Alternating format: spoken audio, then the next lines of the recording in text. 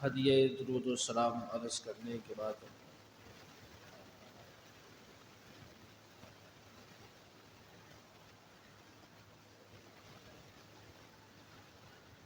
قرآن مجید فرقان حمید کی سورہ آل عمران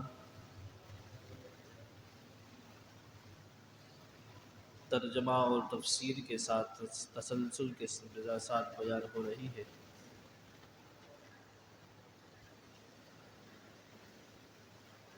گزشتہ جمعۃ المبارک میں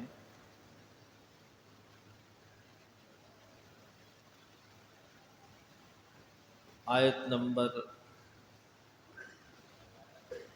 73 تک بیان ہو چکا تھا۔ آج سورہ آل عمران کی آیت نمبر 74 سے اس کا آغاز کریں گے۔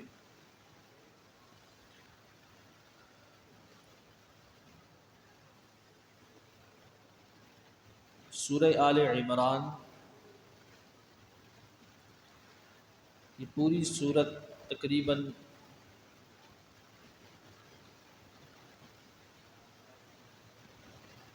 اللہ تعالی نے بنی اسرائیل یعنی یہود اور نصارہ یعنی عیسائیوں کے بارے میں اس میں اللہ تعالی نے تذکرہ فرمایا اور انہی کی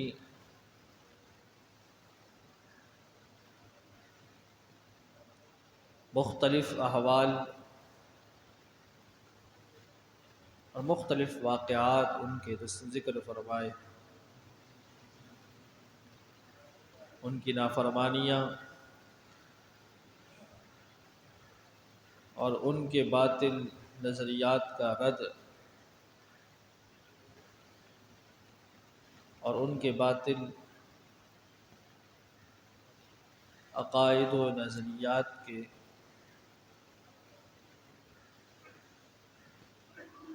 مقابلے میں اسلام کی تعلیمات کو اللہ تعالی نے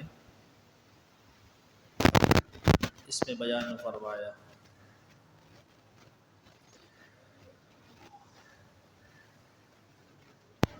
گزشتہ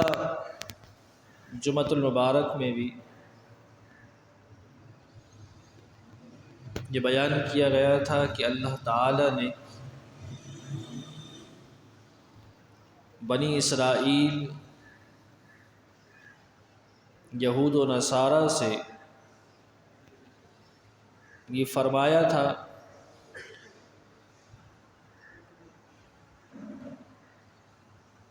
کہ اللہ تعالی نے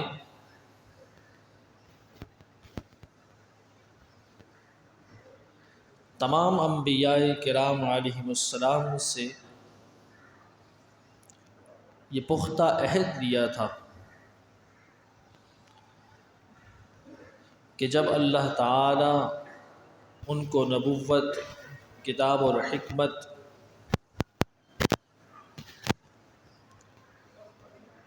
عطا فرمائے گا اور پھر اس کے بعد جب نبی آخر الزماں تشریف لے آئیں گے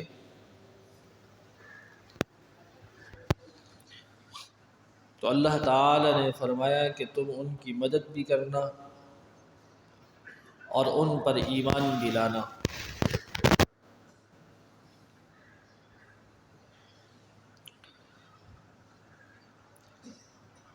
اور یہ بتایا تھا کہ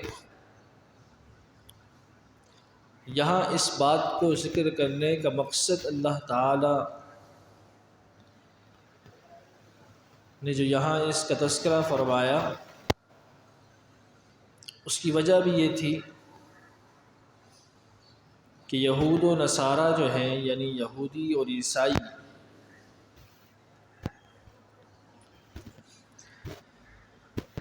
یہ نبی کریم علیہ الصلاۃ والسلام کی نبوت اور رسالت پر جس قدر ہٹ دھرمی کے ساتھ انکار کرتے تھے،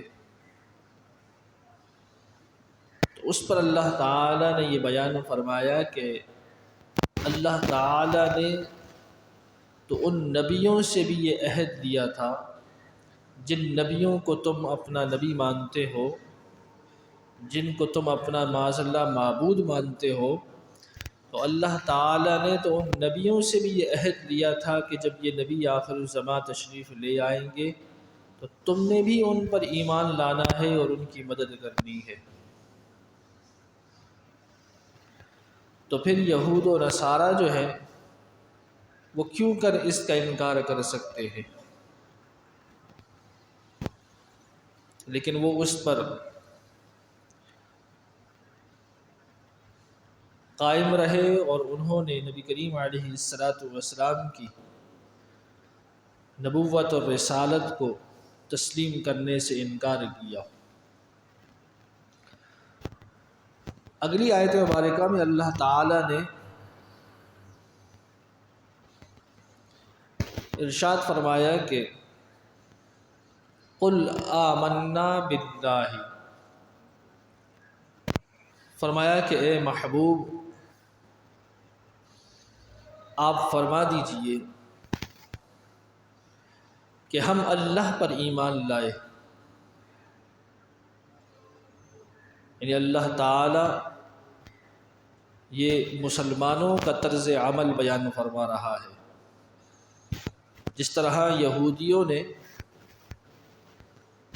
بعض انبیاء کو مانا اور بعض کا انکار کر دیا،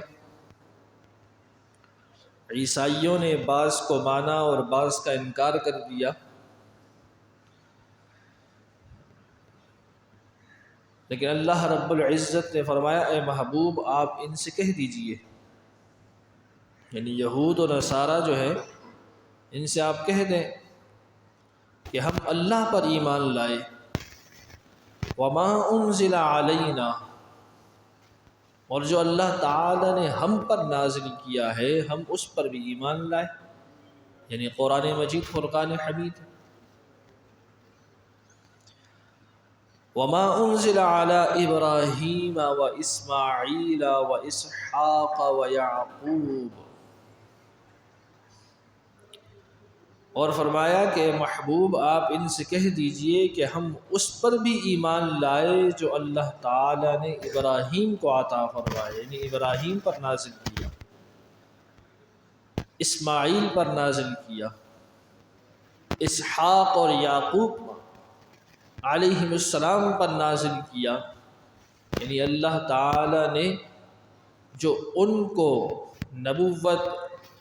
اور صحائف و کتب عطا فرمائی ہے ہم اس پر بھی ایمان لائے، والاسباط، اور جو ان کی اولاد پر نازل کیا گیا، وما اوتی موسیٰ وعیسیٰ، اور فرمایا اور جو موسیٰ علیہ السلام پر اور عیسیٰ علیہ السلام پر نازل کیا ہم اس پر بھی ایمان لائے، یعنی اللہ تعالی نے جتنے انبیاء کرام علیہم السلام کو مبعوث فرمایا اور ان کو جو کتابیں اور صحائف عطا فرمائے ہیں، اللہ تعالی نے فرمایا محبوب ان سے کہہ دیجئے کہ ہم اس پر بھی ایمان لائے ہیں اور ہم اس پر بھی ایمان لائے ہیں جو ہم پر قرآن اترا ہے، یعنی مسلمان جو ہے وہ اللہ تعالی کی نازل کردہ کسی کتاب اور کسی صحیفے کا انکار نہیں کرتا، اور یہ جائز نہیں۔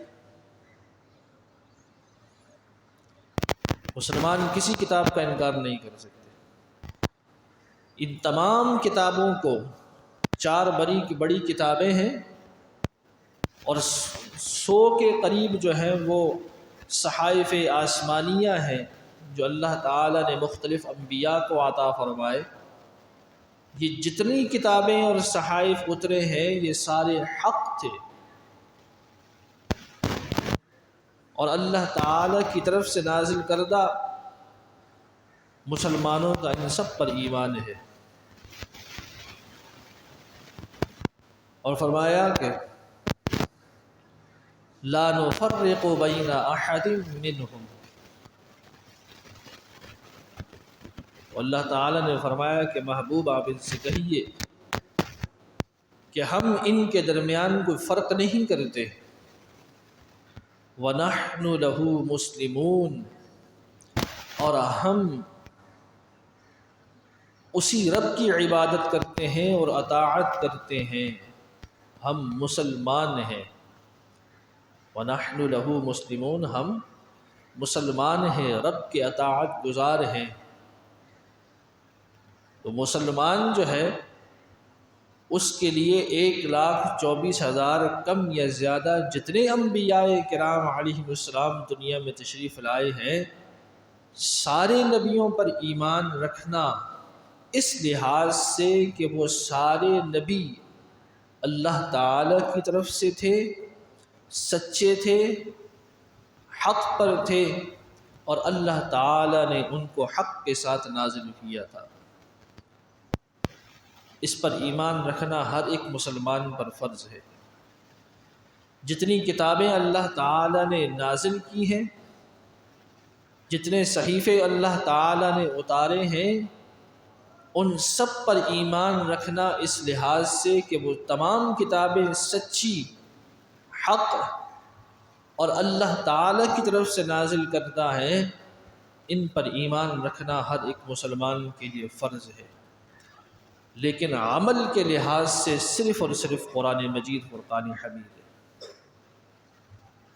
عمل توریت پر نہیں کر سکتے، عمل انجیل پر نہیں کر سکتے، عمل زبور پر نہیں کیا جا سکتا۔ ان کتابوں کو سچا ماننا ضروری ہے، ان کتابوں کو حق تسلیم کرنا یہ ضروری ہے، ان کتابوں کو اللہ تعالی کی طرف سے نازل کیا ہوا ماننا یہ ہر ایک مسلمان پر ضروری ہے، لیکن ان پر عمل کرنا یہ مسلمان کے لیے جائز نہیں، اس لیے کہ اللہ تعالی نے نازل کیا تھا، اللہ تعالی نے ان کو منسوخ کر دیا۔ لیکن وہ جو کچھ اللہ نے نازل کیا تھا اس سب کو حق ماننا یہ ہر ایک مسلمان کے لیے فرض ہے، لازم ہے۔ اور جو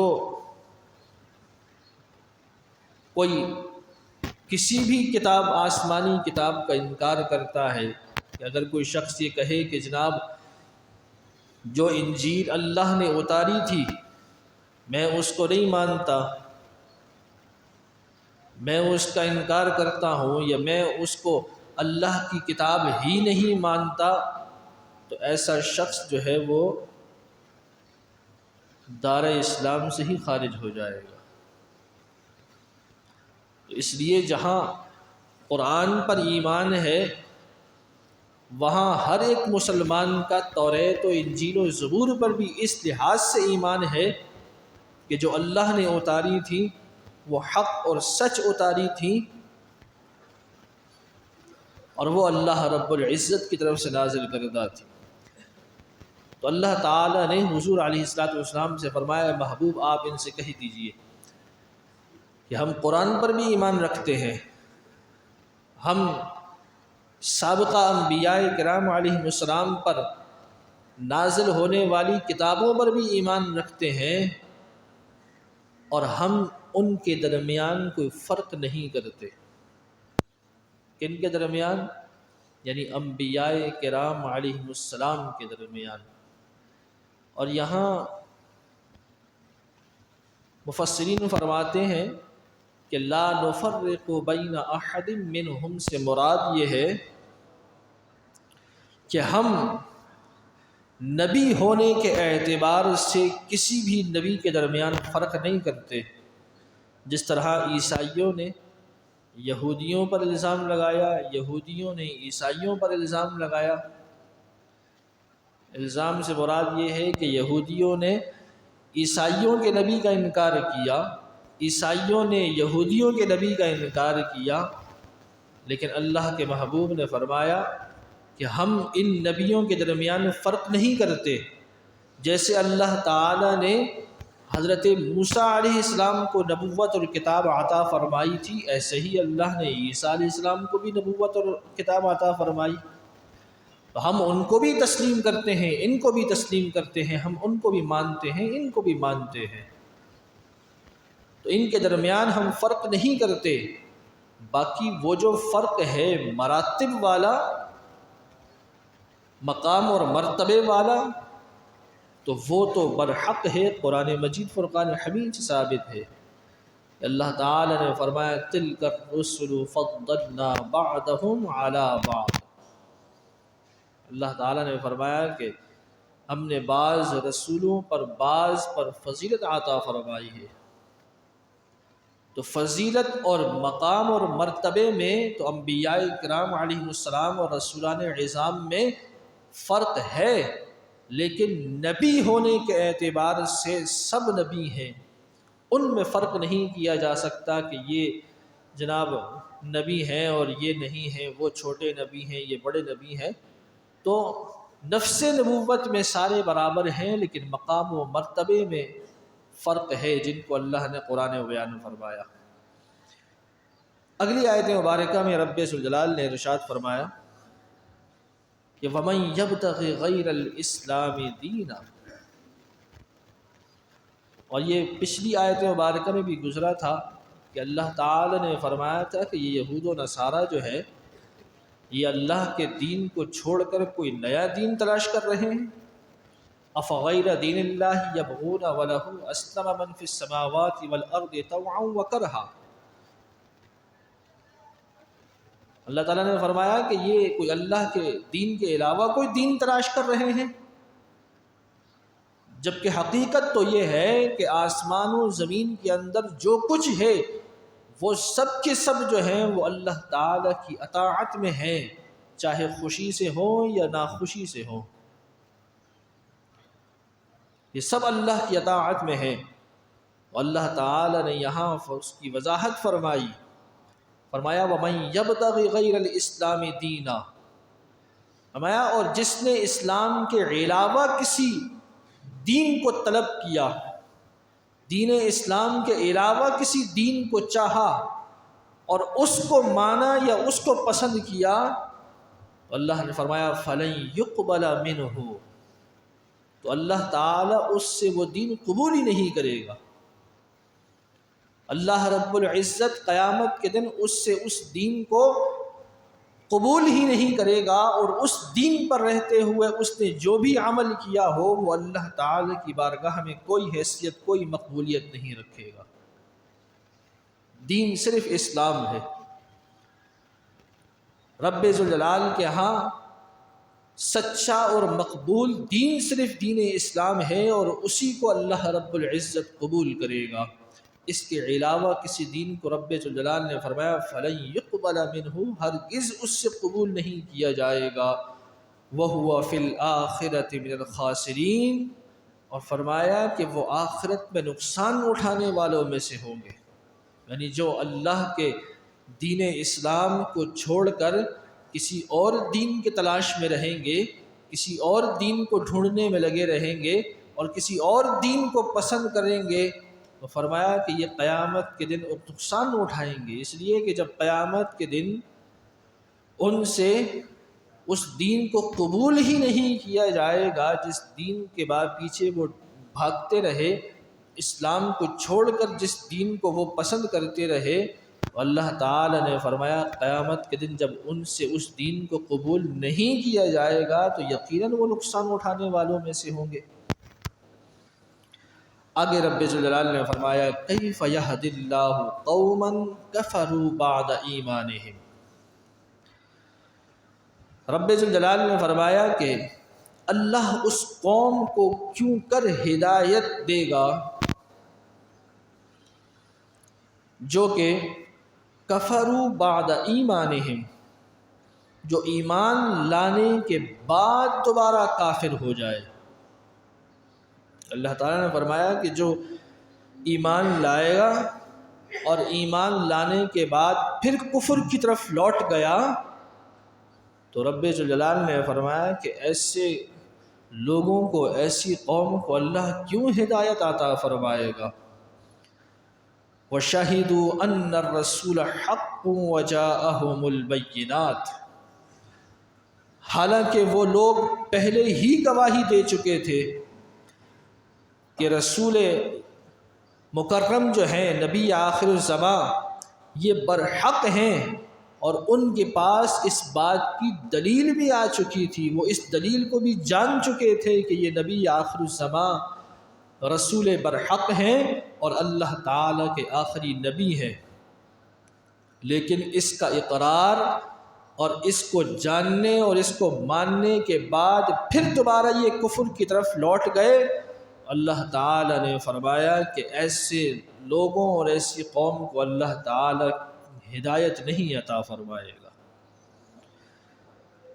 فرمایا واللہ لا یہدی القوم الظالمین، اور اللہ ظالم لوگوں کو ہدایت نہیں دیتا۔ یہاں مفسرین فرماتے ہیں کہ اعتراض یہ ہوتا ہے کہ ایک شخص اگر مسلمان ہوا اور مسلمان ہونے کے بعد پھر وہ کافر ہو گیا، مرتد ہو گیا،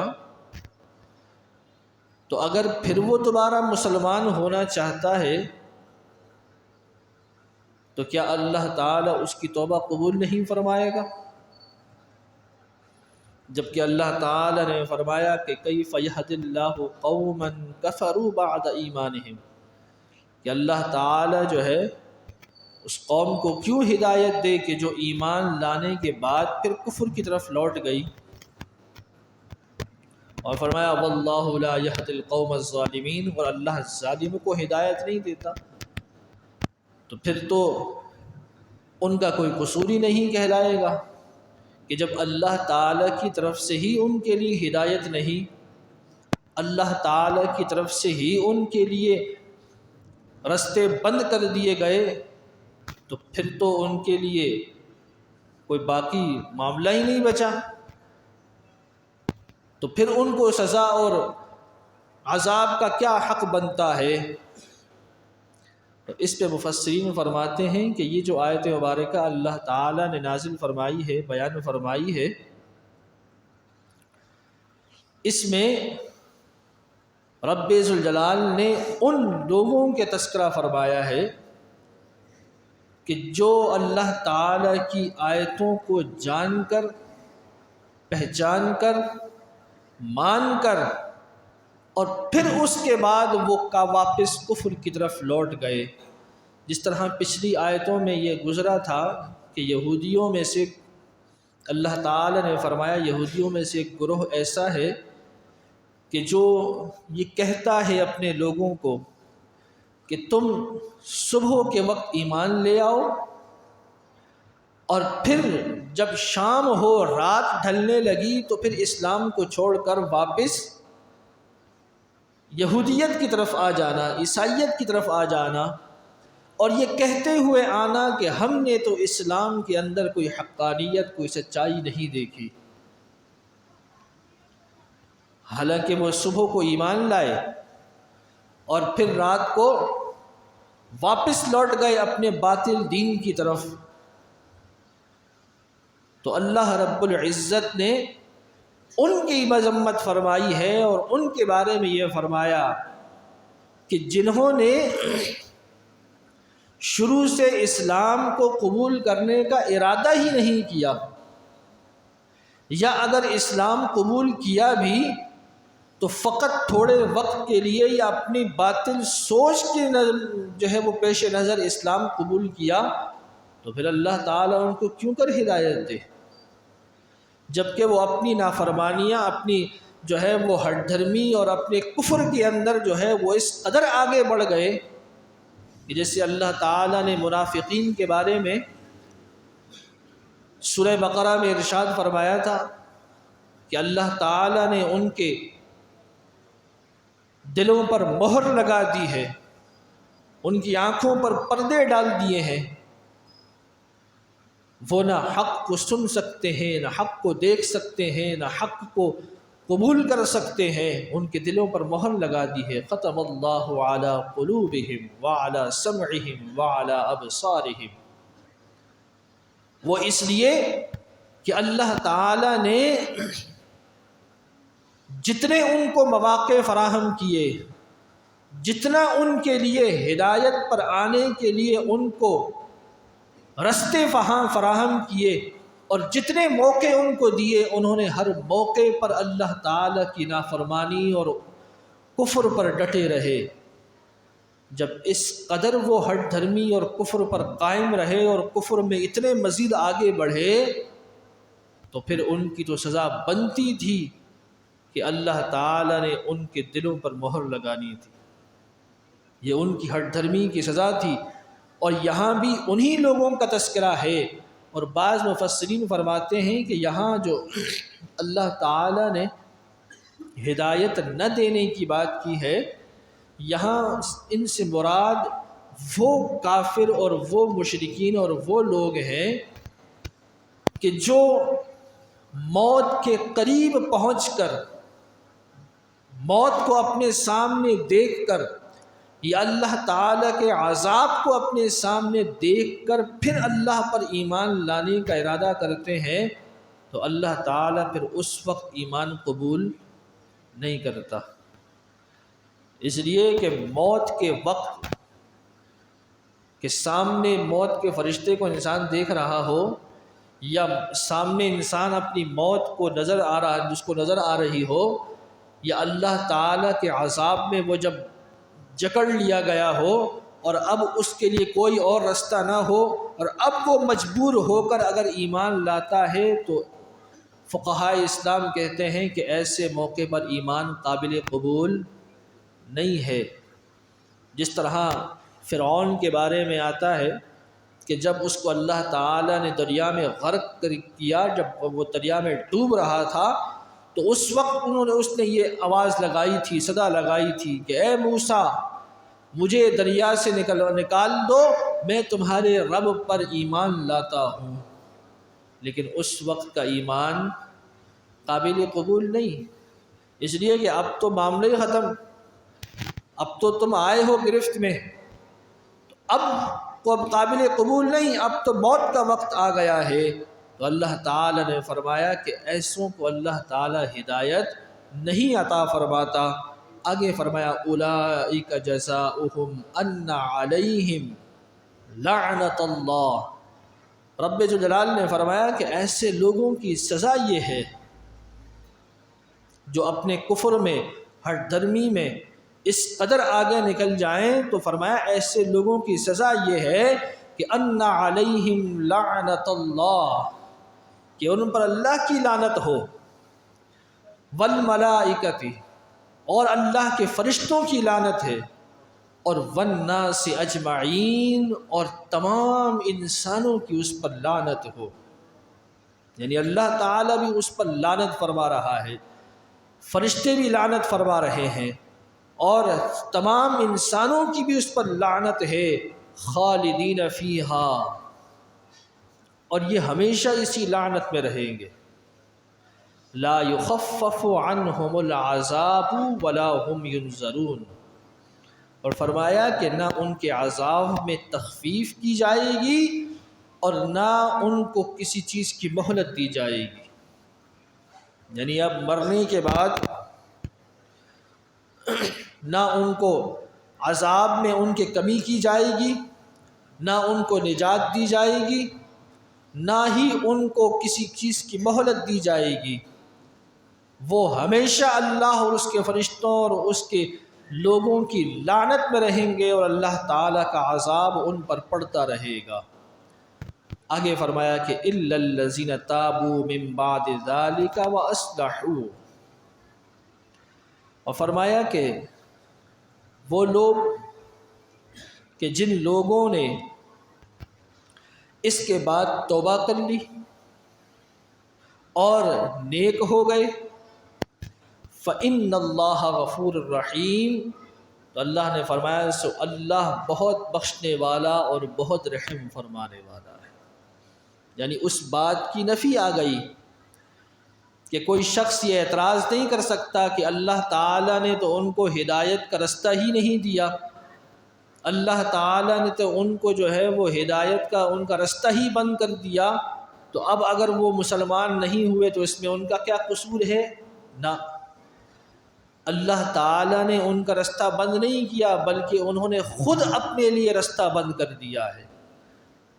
اگر اللہ تعالیٰ نے ہر ایک کے لیے ہدایت کا رستہ بند کیا ہوتا تو پھر اللہ رب العزت یہ نہ فرماتا کہ اِلَّا الَّذِينَ تَابُوا مِن بَعْدِ ذَلِكَ وَأَصْلَحُوا، سوائے ان لوگوں کے جو توبہ کرتے ہیں اور نیک اور صالح ہو جاتے ہیں۔ جو توبہ کر کے نیک صالح ہو گئے وہ بخشش پا گئے، اور جو اس کفر اور ہٹ درمی پر قائم رہے فرمایا وہ ہمیشہ اللہ کی لعنت میں رہیں گے، ہمیشہ فرشتوں اور انسانوں کی لعنت میں رہیں گے۔ ان کے لیے کوئی عذاب میں تخفیف نہیں، ان کے لیے کوئی نجات کا رستہ نہیں، ان کو نہ کوئی مہلت دی جائے گی اور نہ ہی ان کے لیے کوئی سفارشی ہوگا۔ اور یہ ذہن میں رکھیں کہ رب ذوالجلال نے یہ فرمایا ہے لا یخفف عنہم العذاب، ان کے عذاب میں کوئی تخفیف نہیں ہوگی، یعنی جو کافر ہیں، مشرکین ہیں، منافقین ہیں، جو غیر مسلم ہیں اور اس پر وہ مر جائیں تو اللہ تعالیٰ ان کے عذاب میں کوئی تخفیف نہیں فرمائے گا۔ جبکہ احادیث طیبہ میں کچھ واقعات ایسے ہیں کہ جن احادیث میں کافر کے عذاب میں بھی تخفیف کا تذکرہ ہے، غیر مسلم کے، جس طرح سرکار دو عالم صلی اللہ علیہ وسلم کی حدیث ہے کہ ابو لہب جو ہے اس کے بارے میں سرکار دو عالم صلی اللہ علیہ وسلم کی حدیث میں ہے کہ وہ ہر پیر کے دن جو ہے اس کے عذاب میں تخفیف کی جاتی ہے، ہر پیر کے دن،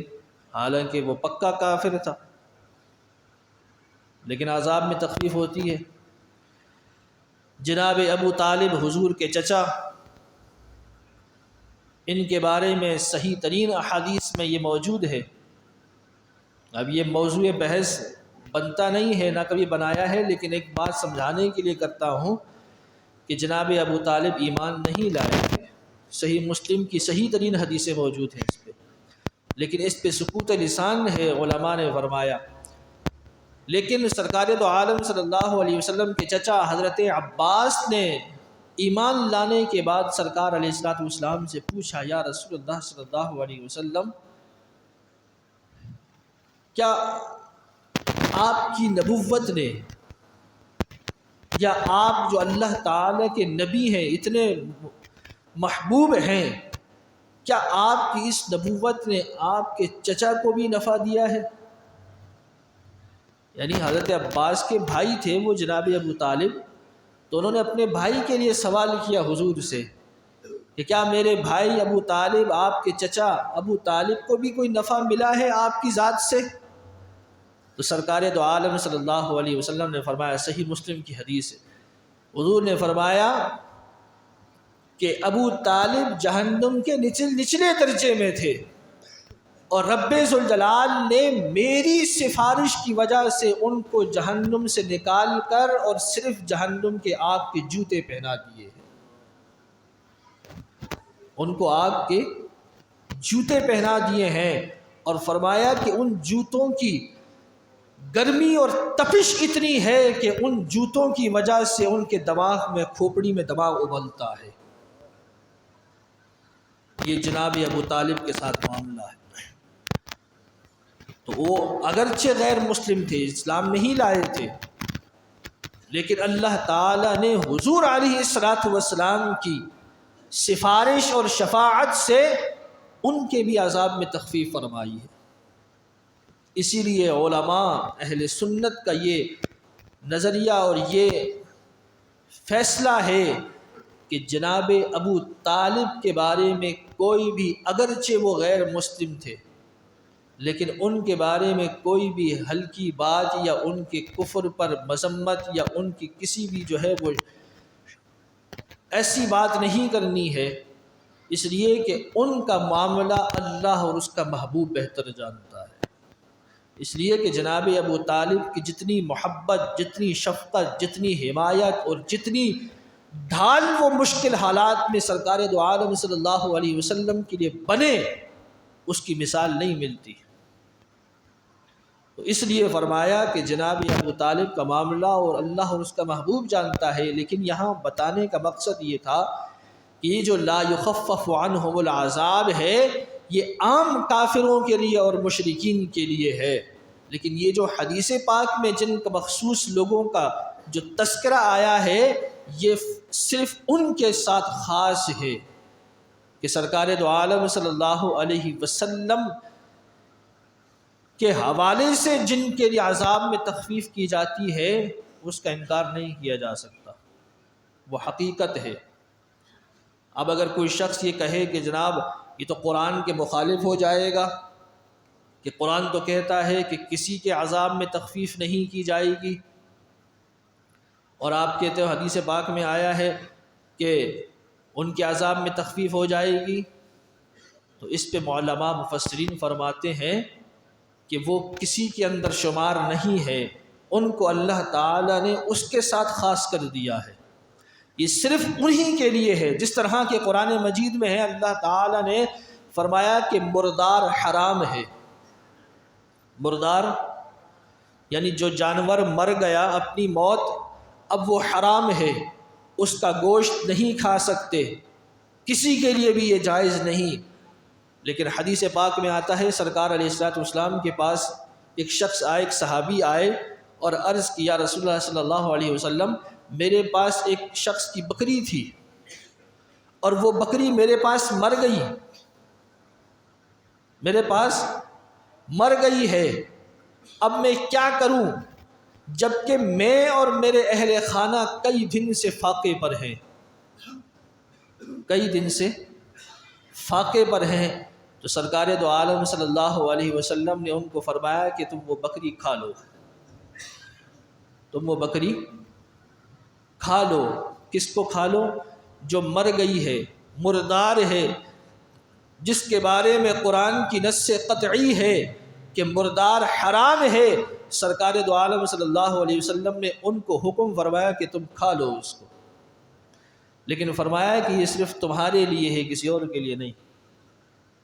حضور نے ان کو اجازت عطا فرمائی۔ سرکار دو عالم صلی اللہ علیہ وسلم بقرہ عید کی نماز پڑھ کر جب تشریف لائے تو حضور علیہ الصلوۃ والسلام کے پاس ایک صحابی ایک بکری کا بچہ 6 مہینہ کے لے کر آئے اور عرض کیا رسول اللہ علیہ وسلم کہ میرے پاس صرف اس کے علاوہ اور کوئی جانور نہیں ہے قربانی کے لیے، اور میں چاہتا ہوں اللہ کی راہ میں قربانی کرنے کا۔ تو سرکار دو عالم صلی اللہ علیہ وسلم نے ان کو 6 ماہ کے بچے کا بھی قربانی کا حکم دے دیا، کر لو اللہ قبول فرمائے گا، لیکن صرف یہ تمہارے ساتھ خاص ہے۔ اور کئی ایسے واقعات ہیں کہ جو حضور علیہ الصلوۃ والسلام نے کہ جو قرآن کی نص سے وہ ثابت ہو اس کی حلت اور حرمت، لیکن حضور نے ان کے ساتھ خاص کر دیا ہو۔ سراقہ حضور کے صحابی تھے، سونے کی حرمت کی قرآن کی آیت آ چکی تھی، حرام کیا جا چکا تھا،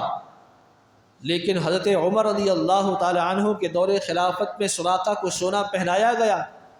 اور یہ دلیل پیش کی گئی کہ سرکار علیہ الصلوۃ والسلام نے ان کے لیے حکم فرمایا تھا۔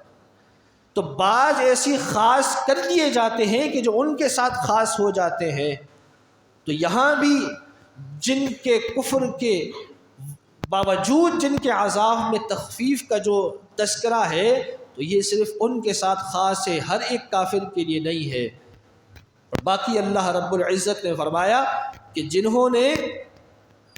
اس کے بعد توبہ کر لی اور وہ نیک صالح ہوئے تو اللہ تعالیٰ ان کو بخشنے والا ہے، معاف فرمانے والا ہے۔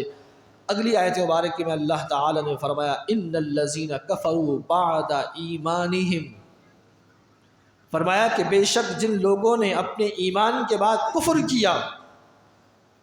ثم ازدادوا کفرا لن تقبل توبتہم، تو اللہ تعالیٰ نے فرمایا اور پھر وہ اس کفر میں اور مزید آگے بڑھ گئے، یعنی بجائے توبہ کرنے کے اور کفر میں آگے بڑھتے رہے، تو اللہ نے فرمایا کہ ان کی توبہ ہرگز قبول نہیں کی جائے گی۔ کس کی توبہ قبول نہیں کی جائے گی؟ کہ جو کفر میں بجائے واپس آنے کے اور آگے بڑھتا جا رہا ہے، اور بڑھتے بڑھتے وہ جب موت کے وقت قریب یعنی نزع کے وقت پہنچ جائے گا تو اب اس کی توبہ قبول نہیں کی جائے گی، نزا کے وقت توبہ قبول نہیں کی جا سکتی۔ اور فرمایا کہ وَأُولَٰئِكَ هُمُ الضَّالُّونَ، اللہ نے فرمایا یہی لوگ گمراہ ہیں۔ إِنَّ الَّذِينَ كَفَرُوا وَمَاتُوا وَهُمْ كُفَّارٌ، اور فرمایا کہ بے شک جن لوگوں نے کفر کیا اور اسی حالت میں مر گئے، اسی حالت میں دنیا سے گئے، تو فرمایا فَلَن يُقْبَلَ مِنْ أَحَدِهِمْ، فرمایا ان میں سے، ان کافروں میں سے، ان مشرکین میں سے اگر کوئی شخص یہ چاہے کہ ملء الارض ذهبا ولو افتدى به، فرمایا کہ ان میں سے اگر کوئی یہ چاہے کہ میں پوری روئے زمین کے برابر بھر کر سونا اللہ رب العزت کی بارگاہ میں اپنی نجات کے لیے فدیہ دے دوں، اللہ تعالی نے فرمایا اللہ قبول نہیں فرمائے گا۔ یعنی ایک تو توبہ انسان دنیا میں ہے، زندگی میں ہے، زبان سے چند کلمات توبہ کے استغفار کے ادا کرے، سچے دل سے توبہ کرے تو وہ اس کی جان سارے گناہوں سے چھوٹ جائے گی، لیکن مرنے کے بعد اللہ نے فرمایا کہ اگر پوری زمین کو ملء الارض ذهبا ولو افتدى به، پوری روئے زمین کو بھر کر بھی اگر کوئی سونا اللہ کی بارگاہ میں فدیہ دینے کے لیے تیار ہوگا تو اللہ تعالیٰ پھر بھی قبول نہیں فرمائے گا۔ فرمایا اولئک لہم عذاب علیم، اور انہی لوگوں کے لیے دردناک عذاب ہے، وما لہم من ناصرین، اور قیامت کے دن ان کا کوئی مددگار نہیں ہوگا۔ کیا فرمایا؟ وما لہم من ناصرین، کہ قیامت کے دن ان کا کوئی مددگار نہیں ہوگا۔ اور کچھ دن پہلے میں نے آپ سے یہ کہا تھا کہ یہ وما لہم من ناصرین قرآن مجید میں ابھی پیچھے بھی گزرا، یہ سورہ آل عمران میں بھی گزرا ہے اور سورہ بقرہ میں بھی گزرا تھا، اور یہ تیسری مرتبہ قرآن مجید میں ابھی تک آیا ہے، ابھی آگے بھی آئے گا۔ اور یہ جہاں جہاں یہ آیا تھا میں نے آپ کو بتایا تھا کہ وما لہم من ناصرین، کہ اللہ نے فرمایا قیامت کے دن ان کا کوئی مددگار نہیں ہوگا۔ یہ جہاں بھی آئے گا وہ کس کے بارے میں آئے گا؟ یہود و نصارہ کے بارے میں آئے گا، مشرکین کے بارے میں آئے گا، کافروں کے بارے میں آئے گا۔ یہ تیسری مرتبہ آیا ہے۔ اس سے گزشتہ میں آیا تھا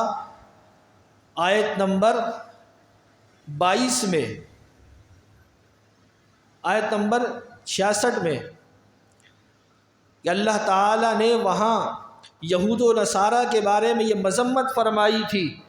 فرمایا تھا کہ ان الذین یکفرون بآیات اللہ، اور بے شک جو اللہ کی آیتوں کے ساتھ کفر کرتے ہیں، مسلمان نہیں، جو اللہ کی آیتوں کے ساتھ کفر کرتے ہیں، اور وَيَقْتُلُونَ النَّبِيِّينَ بِغَيْرِ حق، اور جو انبیاء کو ناحق قتل کرتے ہیں، شہید کرتے ہیں،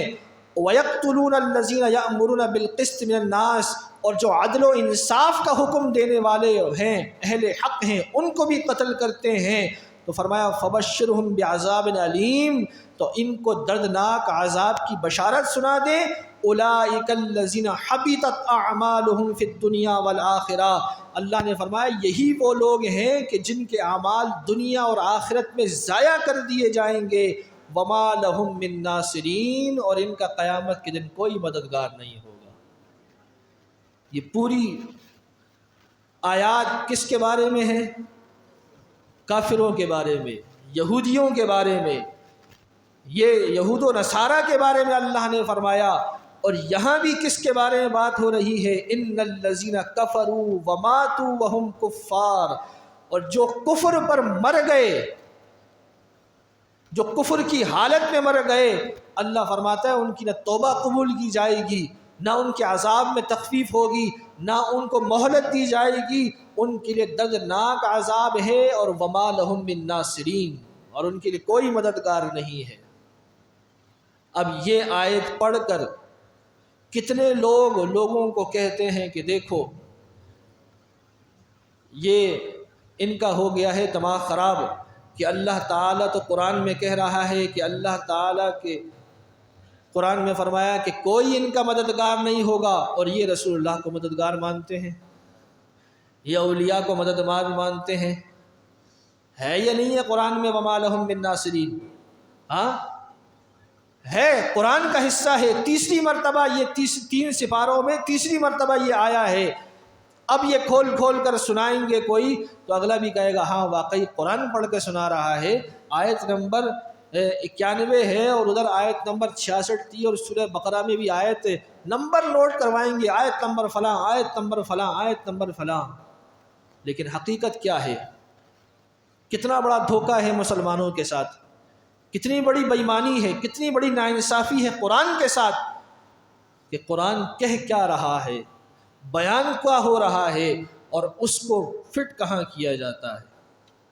کہ حضور علیہ الصلوۃ والسلام کی شفاعت کا انکار کرتے ہیں قرآن کی اس آیت کو پڑھ کے،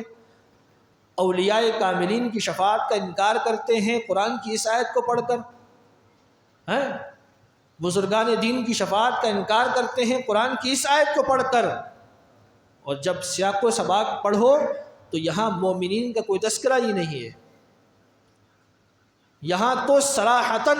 واضح اللہ رب العزت نے کافروں اور مشرکوں، اور یہ میں ابھی بھی آپ سے کہتا ہوں، یہ آگے جہاں جہاں قرآن مجید میں آئے گا آپ کو بار بار پڑھ کر سناؤں گا اور بتاؤں گا کہ کہیں اللہ تعالیٰ نے قرآن مجید میں مومنین کے بارے میں کہیں بھی نہیں فرمایا کہ ان کا کوئی مددگار نہیں ہوگا، بلکہ مومنوں کے بارے میں تو اللہ نے فرمایا کہ اللہ تعالیٰ خود مومنوں کا مددگار ہوگا اگر کوئی اور نہیں بھی ہوگا تو۔ ویسے تو اللہ تعالیٰ جس کو اجازت عطا فرمائے گا، سرکار دو عالم صلی اللہ علیہ وسلم نے فرمایا کہ میں اپنی امت کے بڑے بڑے گناہ گاروں کی شفاعت کروں گا، اگر وہ مومن ہو، مسلمان ہو، ایمان پر ان کا خاتمہ ہوا ہوگا تو شفاعت تو لازمی ہوگی، معافی تو لازمی ہوگی، چاہے وہ تھوڑا عذاب لینے کے بعد ہو، چاہے وہ عذاب سے پہلے ہی ہو، چاہے وہ اس طرح پیچھے کئی جمعے پہلے میں نے یہ حدیث پاک بیان کی تھی کہ قیامت کے دن اللہ تعالیٰ جو مومنین کو عذاب دے گا اور کافروں کو عذاب دے گا اس پہ بھی بہت بڑا فرق ہوگا۔ مومنین کو اللہ جو عذاب دے گا وہ ذلت اور رسوائی والا نہیں ہوگا، یہ ذہن میں رکھیں، اور جو کافروں اور مشرکوں کو اللہ عذاب دے گا وہ ذلت والا ہوگا، وہ ذلت والا۔ حدیث پاک میں آتا ہے کہ اللہ تعالیٰ جب مومنین کو جو ایمان والے ہوں گے لیکن گنہگار ہوں گے تو ان کو جہنم میں ڈالنے کے بعد جب ان کو جہنم سے نکالے گا تو ان کا پورا جسم سیاہ ہو جائے گا، کوئلہ ہو جائے گا، سوائے ان کے چہرے کے۔ ان کے چہرے پر کوئی تغیری نہیں آئے گی، کوئی تبدیلی نہیں آئے گی، ان کے چہرے سیاہ نہیں ہوں گے، ان کے چہرے بدنما نہیں ہوں گے، ان کا جسم جل جائے گا، سیاہ ہو جائے گا، لیکن وہ چہرہ، وہ پیشانی جو رب کے سامنے ایک مرتبہ بھی جھکی ہوگی اللہ تعالیٰ اس کو مسخ نہیں کرے گا۔ یہ امتیاز ہے، یہ شان ہے مومن کی، ایمان والے کی۔ اور کافر کو اللہ تعالیٰ اس کے چہروں کو بھی مسخ کر دے گا، اس کے چہروں کو بھی اللہ تعالیٰ ذلت اور رسوائی کا نشان بنا دے گا۔ اور مومنین کو اللہ تعالیٰ جو عذاب فرمائے گا، حدیث پاک میں آتا ہے، وہ اس لیے عذاب فرمائے گا تاکہ اس کے جسم کے ساتھ جتنے گناہ ہیں وہ سارے گناہ جل کر خاک ہو جائیں، اور جب وہ گناہ جل جائیں گے تو مومن پاک ہو جائے گا، مومن صاف ہو جائے گا۔ اب اس کو جہنم سے نکالا جائے گا، رب ذوالجلال اسے اپنی نہر میں غوطہ زن فرمائے گا، اور جب وہ اس نہر میں غوطہ لگائے گا تو واپس آئے گا تو اس کے جسم پر ہر بال، ہر کھال، ہر گوشت کی بوٹی اس کی صحیح سلامت ہو جائے گی۔ یہ مومن کی شان ہے، اگرچہ گنہگار ہی کیوں نہ ہو۔ حضرت امام احمد بن حنبل نے فرمایا کہ مومن اگر گنہگار بھی ہوگا پھر بھی فرمایا کہ اس کی قبر جنتوں کے باغوں میں سے ایک باغ ہے، سرکار نے فرمایا نا القبر روضۃ من ریاض الجنہ للمؤمنین، وہ اس حدیث کی تشریح میں فرماتے ہیں کہ مومن اگر گنہگار بھی ہوگا نا، گنہگار، پھر بھی اس کی قبر کو جہنم کے گڑھوں میں سے گڑھا نہیں بنایا جائے گا، وہ جنت ہوگی۔ یہ اور بات ہے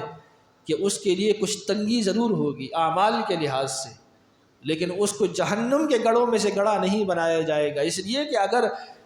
اس کے لیے بھی جہنم کا گڑھا ہو، کافر کے لیے بھی جہنم کا گڑھا ہو، تو پھر پیچھے یہ آیتیں گزری تھی سورہ آل عمران میں بھی، اور اس کی تشریح میں حدیث میں نے پڑھ کے سنائی تھی کہ جب کافر بھی جنت میں ہوں گے، مومن بھی جنت میں ہوں گے، تو کافر ان کو تانا دیں گے، کافر مسلمانوں کو تانا دیں گے، وہ کہیں گے کہ ہم بھی آج وہاں ہیں، تم بھی آج وہاں ہو، ہم نے تو کفر کیا تھا اس لیے ہم یہاں ہیں، تم تو بڑے اللہ کی توحید کے گن گاتے تھے پھر بھی آج وہیں ہو، ہم اور تم دونوں ایک ہی مقام پر ہو۔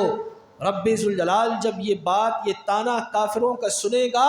تو اللہ تعالی حکم فرمائے گا جبریل کو کہ میرے سارے اہل ایمان جتنے توحید پرست تھے سب کو نکال کر لے آؤ جنت سے، جہنم سے۔ رب ذوالجلال جہنم سے نکالے گا ان کافروں کے تانے پر۔ تو اس لیے یاد رکھو، مومن کا مقام اگرچہ گنہگار کیوں نہ ہو، کافر سے لاکھ کروڑ درجے بلند ہے، مومن اور کافر کا کوئی مقابلہ نہیں ہے۔ اس لیے اللہ تعالی نے مومنوں کے بارے میں نہیں، کافروں کے بارے میں یہ فرمایا کہ ان کا کوئی مددگار نہیں ہوگا۔ اس لیے قرآن مجید فرقان حمید، جس طرح وہ حدیث پاک ہے نا کہ سرکار علیہ السلام نے فرمایا کہ مجھے تمہاری اپنی امت سے شرک کا خوف نہیں ہے، لیکن بہت سے جھوٹے قرآن پڑھنے والے پیدا ہو جائیں گے۔